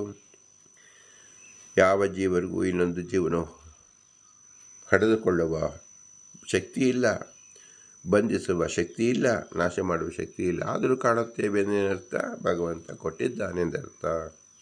ಇದನ್ನು ಚೆನ್ನಾಗಿ ವಿವೇಚನೆಯಿಂದ ತಿಳಿದುಕೊಳ್ಳಬೇಕು. ಇದೇ ನಮ್ಮ ಬಿಂಬೋಪಾಸನೆ. ನಾವು ಬಿಂಬೋಪಾಸನೆ ಹೆಚ್ಚು ಮನಸ್ಸಿಟ್ಟು ತೀವ್ರತೆಯಿಂದ ಆಳವಾಗಿ ಚಿಂತಿಸಿದಾಗ ಭಗವಂತನೇ ಇದೆಲ್ಲವನ್ನು ನಮಗೆ ಸ್ಪಷ್ಟೀಕರಿಸುತ್ತಾನೆ. ಆಗ ಭಗವಂತನ ವಿಶೇಷವಾದ ಗುಣವನ್ನು ನಾವು ಹೆಚ್ಚಾಗಿ ಕೀರ್ತನೆ ಮಾಡುವುದಕ್ಕೆ ಸಾಧ್ಯವಾಗುತ್ತದೆ, ಆರಾಧನೆ ಮಾಡುವುದಕ್ಕೆ ಸಾಧ್ಯವಾಗುತ್ತದೆ. ಇದೇ ಬಿಂಬೋಪಾಸನೆ ಎಂದು ಹೆಸರು. ಇದರಿಂದ ಸಂತುಷ್ಟವಾಗಿ ಭಗವಂತ ನಮಗೆ ಮೋಕ್ಷವನ್ನು ದಯಪಾಲಿಸುವುದರಲ್ಲಿ ಸಂದೇಹವಿಲ್ಲ. ಆದ್ದರಿಂದ ಭಗವಂತನಿಗೆ ನಾವು ಹೇಗೆ ಪ್ರತ್ಯುಪಕಾರವನ್ನು ಸಲ್ಲಿಸುವುದು? ಭೂಯಿಷ್ಟಾಂತೆ ನಮ್ಮ ಮುಕ್ತಿಮಿದೇಮ, ಭೂಯಿಷ್ಟಾಂತೆ ನಮ್ಮ ಮುಕ್ತಿಮಿದೇಮ, ಭೂಯಿಷ್ಟಾಂತೆ ನಮ್ಮ ಮುಕ್ತಿಮಿದೇಮ ಎಂದು ವಿನಮ್ರವಾಗಿ ನೇಮಿಸೋಣ. ಭಾರತೀಯ ರಮಣಕ್ಕೆ ಪ್ರಾಣಾಂತರ. ಶ್ರೀಕೃಷ್ಣ ಅರ್ಪಣಮಸ್ತು. ಹರಿ ಓಂ, ಹರಿ ಓಂ, ಹರಿ ಓಂ.